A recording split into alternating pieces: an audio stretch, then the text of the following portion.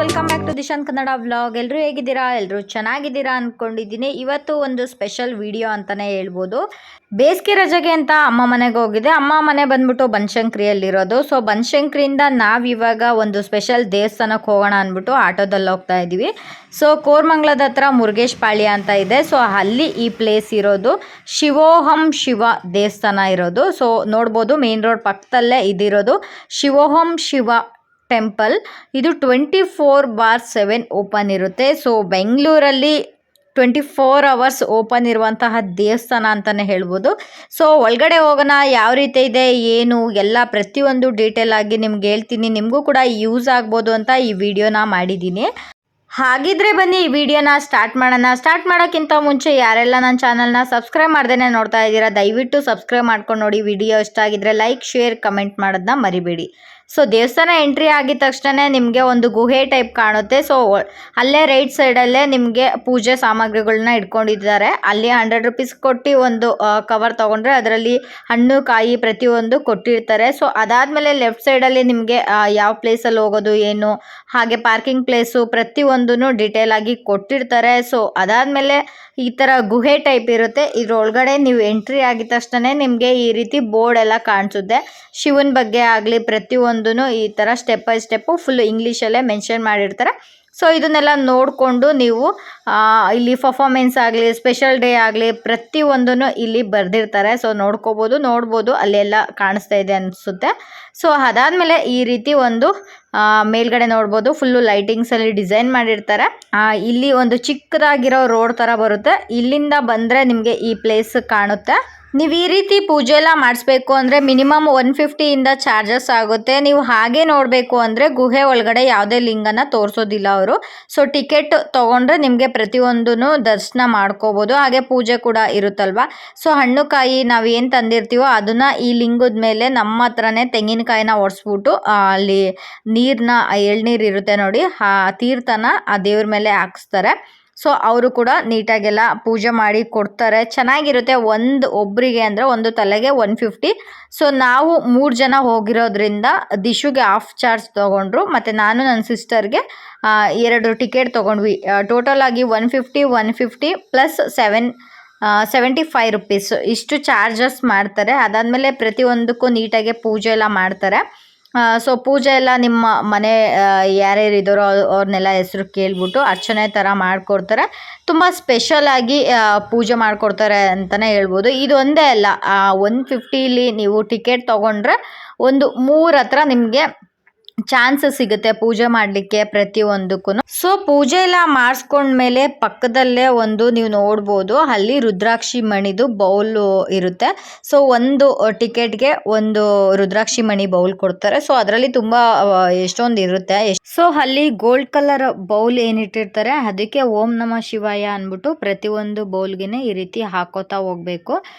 So ಎಲ್ಲರೂ ಕೂಡ ಈ ರೀತಿ ಹಾಕ್ತಾ ಇರ್ತಾರೆ. ಸೊ ಅದೇ ರೀತಿ ನೀವು ಹಾಕ್ಬೋದು. ಅಲ್ಲೊಂದು ಒಂದೊಂದು ಬೋರ್ಡು ಎಲ್ಲ ಬರೆದಿರ್ತಾರೆ ಓಂ ನಮಃ ಶಿವಾಯ ಓಂ ನಮಃ ಶಿವಾಯ ಅಂತ. ಅಲ್ಲಿ ನೋಡ್ಬೋದು ಎಷ್ಟೊಂದು ಜನ ಅದೇ ರೀತಿನೇ ಹಾಕೋತಾ ಇದ್ದಾರೆ. ಸೊ ಇದೇ ರೀತಿ ನಾನು ಮತ್ತು ದಿಶು ಪಾಪು ಮತ್ತು ನನ್ನ ಸಿಸ್ಟರ್ 4 ಜನನೂ ಹಾಕಿದ್ವಿ. ಸೊ ವಿಡಿಯೋ ಮಾಡೋದಕ್ಕೆ ಅಂದರೆ ನಾವೇ ಇದ್ವಲ್ವ, ಸೊ ವಿಡಿಯೋ ಮಾಡೋದಕ್ಕೆ ಆಗಲಿಲ್ಲ. ಬಟ್ ಅಲ್ಲಿ ಒಬ್ಬರು ಯಾರೋ ಸಿಕ್ಕಿದ್ರು.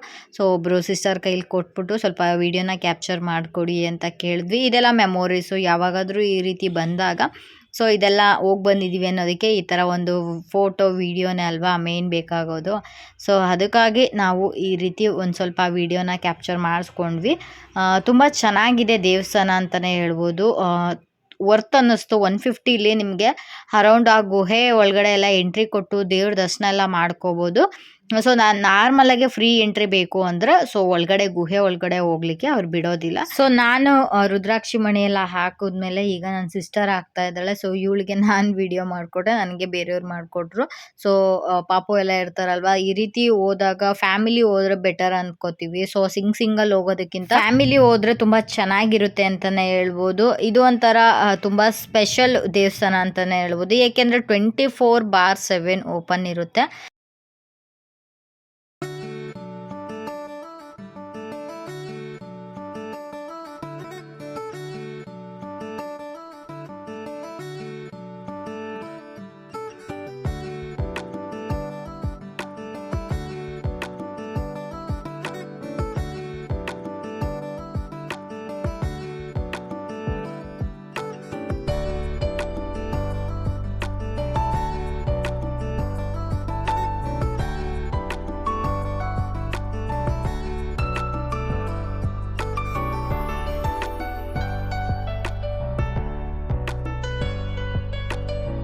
ಪೂಜೆ ಎಲ್ಲ ಮುಗಿಸ್ಕೊಂಡು ಅಲ್ಲೇ ಪಕ್ಕದಲ್ಲಿ ಈ ಥರ ಸ್ಟೇರ್ ಕೇಸ್ ಇರುತ್ತೆ. ಅಲ್ಲಿ ಮೇಲೆ ಹೋದರೆ ಈ ರೀತಿ ದೊಡ್ಡ ಗಣೇಶ ಇರುತ್ತೆ.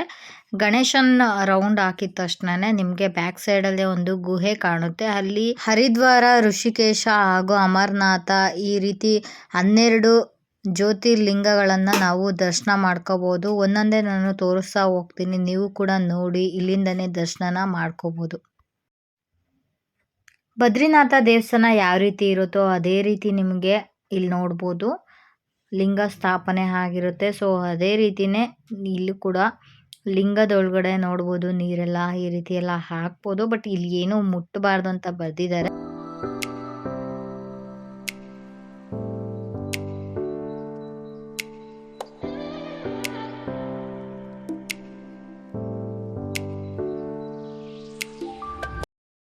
ಹಾಗೆ ನೋಡ್ಬೋದು ಕೇದಾರನಾಥ ದೇವಸ್ಥಾನ, ಅದು ಕೂಡ ಅಷ್ಟೇ. ಅಲ್ಲಿ ಯಾವ ರೀತಿ ಇರುತ್ತೋ ಅದೇ ರೀತಿ ಪ್ರತಿಮೆನ ಇಲ್ಲಿ ಕೆತ್ತಿದ್ದಾರೆ. ಸೊ ಅಲ್ಲಿ ಹೋಗೋಕ್ಕಾಗಿಲ್ಲ ಅಂದರೆ ಇಲ್ಲಿ ಬಂದರೆ ನೀವು 12 ವಿಗ್ರಹಗಳನ್ನ ನೋಡ್ಬೋದು. ಸೊ ನೋಡ್ಬೋದು ಈ ರೀತಿ ಇದೆ ಕೇದಾರನಾಥ ದೇವಸ್ಥಾನ. ನೆಕ್ಸ್ಟ್ ಬಂದ್ಬಿಟ್ಟು ಅಮರನಾಥ ದೇವಸ್ಥಾನ. ಇದು ನೋಡಿ ಸ್ವಲ್ಪ ಭಯನೇ ಆಯಿತು ನನಗೆ. ಸ್ವಲ್ಪ ಅಲ್ಲಿ ಕತ್ಲೆ ಇರುತ್ತೆ, ಅಂದರೆ ಬ್ಲೂ ಕಲರ್ ಲೈಟ್ ಹಾಕಿರ್ತಾರೆ. ಬಟ್ ಮೇಲ್ಗಡೆ ನೋಡಿದಾಗ ಸ್ವಲ್ಪ ಭಯ ಆಯಿತು.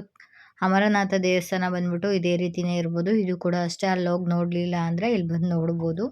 ಸೊ ಅಲ್ಲೊಬ್ಬರು ವಿಡಿಯೋ ಮಾಡ್ಕೋತಾ ಇದೆ, ಬಂದ್ಬಿಟ್ಟು ವಿಡಿಯೋ ಎಲ್ಲ ಮಾಡ್ಕೊಳ್ಳೋಂಗಿಲ್ಲ, ಆಫ್ ಮಾಡಿ ಅಂದ್ಬಿಟ್ರು. ಸೊ ಹಾಗಾಗಿ ನಾನು ನನ್ನ ಕೈಲಿ ಎಷ್ಟಾಗುತ್ತೋ ಅಷ್ಟು ತೋರಿಸೋದಕ್ಕೆ ಟ್ರೈ ಮಾಡಿದ್ದೀನಿ. ಇದು ಲಾಸ್ಟಲ್ಲಿ ನಾನು ಸ್ವಲ್ಪ ವಿಡಿಯೋನ ಕ್ಯಾಪ್ಚರ್ ಮಾಡಿ ತೋರಿಸ್ತಾ ಇದ್ದೀನಿ. ಲಾಸ್ಟ್ ಎಕ್ಸಿಟ್ ಆಗಬೇಕಾದ್ರೆ ಈ ರೀತಿ ಪ್ಲೇಸ್ ಕಾಣುತ್ತೆ ನಿಮಗೆ. ಇಲ್ಲಿ ಹಾಲಲ್ಲಿ ಅಭಿಷೇಕ ಮಾಡ್ಬೋದು. ಇಲ್ಲಿ ಟಿಕೆಟ್ ತೊಗೊಂಡಿರ್ತೀವಲ್ಲ, ಸೊ ಅದನ್ನು ಕೊಟ್ಟರೆ ನಿಮಗೆ ಅಲ್ಲೊಂದು ಗ್ಲಾಸಲ್ಲಿ ಕೊಡ್ತಾರೆ, ಹಾಲನ್ನ ಅಭಿಷೇಕ ಮಾಡ್ಬೋದು. ನಾನು ಕೂಡ ನಮ್ಮ ಫ್ಯಾಮಿಲಿಯೆಲ್ಲ ಹೇಳ್ಕೊಂಡು ಅಭಿಷೇಕ ನಮ್ಮ ಕೈಯಿಂದನೇ ಮಾಡಿಸ್ತಾರೆ. ಸೊ ಇದು ನೋಡ್ಬೋದು, ಡೊಳ್ಳು ಬಡಿತಾರಲ್ವ, ಸೊ ಆ ಥರದ್ದು ತಬಲ ಅಂತಾರಲ್ಲ ಆ ಥರ ದೊಡ್ಡದು. ಇದು ಬಂದ್ಬಿಟ್ಟು ಹುಂಡಿ ಬಾಕ್ಸು. ಸೊ ಇದರಲ್ಲೂ ಕೂಡ ನೀವು ಹುಂಡಿಲಿ ಅಮೌಂಟ್ ಎಲ್ಲ ಹಾಕ್ಬೋದು, ಏನಾರು ಹರಕೆ ಇದ್ರೆ ಹಾಕ್ಬೋದು. ಸೊ ನೋಡ್ಬೋದು 12 ಜ್ಯೋತಿರ್ಲಿಂಗಗಳನ್ನು ಸ್ಥಾಪನೆ ಆಗಿದೆಯಲ್ಲ, ಸೊ ಅದನ್ನೆಲ್ಲ ಇಲ್ಲಿ ಡೀಟೇಲ್ ಆಗಿ ನಿಮಗೆ ತೋರಿಸ್ತಾ ಹೋಗ್ತಾರೆ. ಸೊ ತುಂಬಾ ಚೆನ್ನಾಗಿದೆ ಅಂತ ಹೇಳ್ಬೋದು. ನೋಡ್ಬೋದು ಪ್ರತಿಯೊಂದೂ ಶಿವೋಹಂ ಶಿವ ಟೆಂಪಲಲ್ಲಿ ನಿಮಗೆ ನೋಡ್ಬೋದು ಅಂತಲೇ ಹೇಳ್ಬೋದು. ಸೊ 12 ದೇವ್ರನ್ನ ನೀವು ದರ್ಶನ ಮಾಡ್ಕೊ ಬಂದಮೇಲೆ ಈ ರೀತಿ ಇಲ್ಲೊಂದು ಲಕ್ಷ್ಮೀ ದೇವಸ್ಥಾನ ಇರುತ್ತೆ, ಪಕ್ಕದಲ್ಲಿ ಬಸವಣ್ಣ ಕೂಡ ಇರುತ್ತೆ.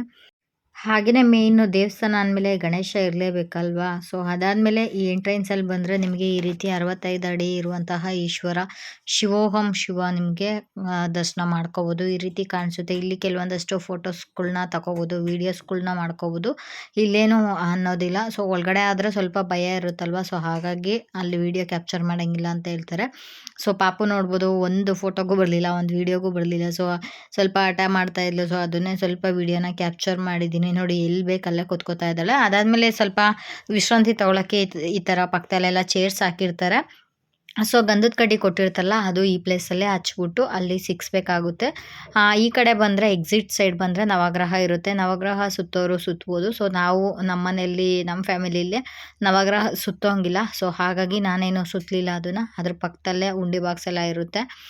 ಅದಾದಮೇಲೆ ಎಕ್ಸಿಟ್ ಪ್ಲೇಸಲ್ಲಿ ನಿಮಗೆ ಈ ರೀತಿ ಸ್ಟೋರಿ ಬುಕ್ಸು, ಹಾಗೆ ಆ ದೇವ್ರ ಬಗ್ಗೆ ಆಗಲಿ ಪ್ರತಿಯೊಂದೂ ಬುಕ್ಸ್ ಇಟ್ಟಿರ್ತಾರೆ.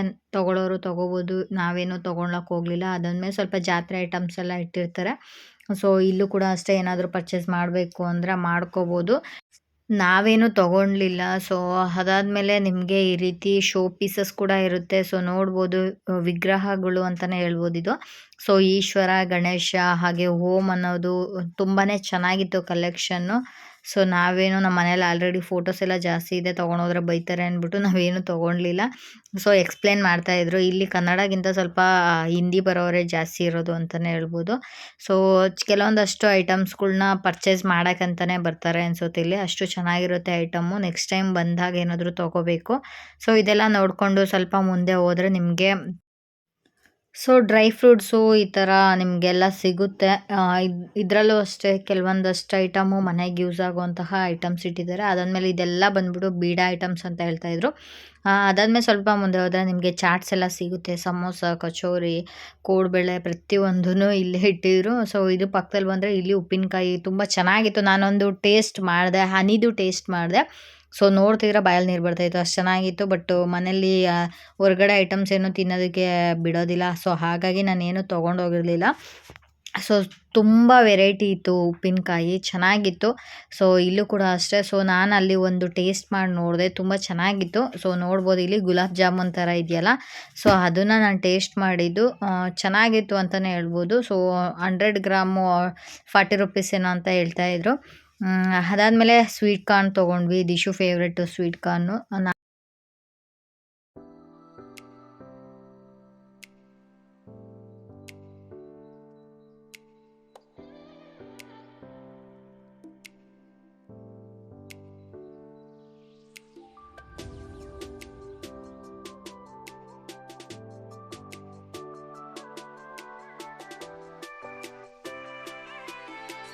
ಹಾಗೆ ನಾನೊಂದು ಸ್ವೀಟ್ ಆ್ಯಂಡ್ ಸಾಲ್ಟು ಸೋಡಾ ತೊಗೊಂಡೆ, ಚೆನ್ನಾಗಿತ್ತು. 50 ರುಪೀಸು, ಎಲ್ಲನೂ ಅಷ್ಟೇ 50-60 ರುಪೀಸು ವರ್ತ್ ಅನ್ನಿಸ್ತು. ಸೊ ಈ ಥರ ಎಲ್ಲ ಔಟ್ಸೈಡ್ ಬಂದಾಗ ಈ ರೀತಿ ಏನಾದರೂ ಒಂದು ಸ್ನ್ಯಾಕ್ಸ್ ಆ ಥರ ತಿನ್ಕೊಂಡು ಹೋದರೆ ಒಂಥರ ಖುಷಿ ಇರುತ್ತೆ ಅಂದ್ಬಿಟ್ಟು ತೊಗೊಂಡ್ವಿ. ಸೊ ಕಾರ್ನ್ ತೊಗೊಂಡಿದ್ವಿ, ಸ್ವೀಟ್ ಕಾರ್ನು, ಅದು ಕೂಡ ಚೆನ್ನಾಗಿತ್ತು. ಸೊ ಎಲ್ಲ ಮುಗೀತು. ಸೊ ಪಾಪು ನೋಡಿ, ಪಾಪು ಚಾಕ್ಲೇಟ್ ಇಟ್ಕೊಂಡು ತಿಂತಾ ಇದ್ದಾಳೆ, ಒಳ್ಳೆ ಗೊಂಬೆ ಥರ ಕಾಣಿಸ್ತಾ ಇದ್ದಾಳೆ. ಹಾಗೆ ದಿಶು ಕೂಡ ಐಸ್ ಕ್ರೀಮ್ ತೊಗೊಂಡಿದ್ದ.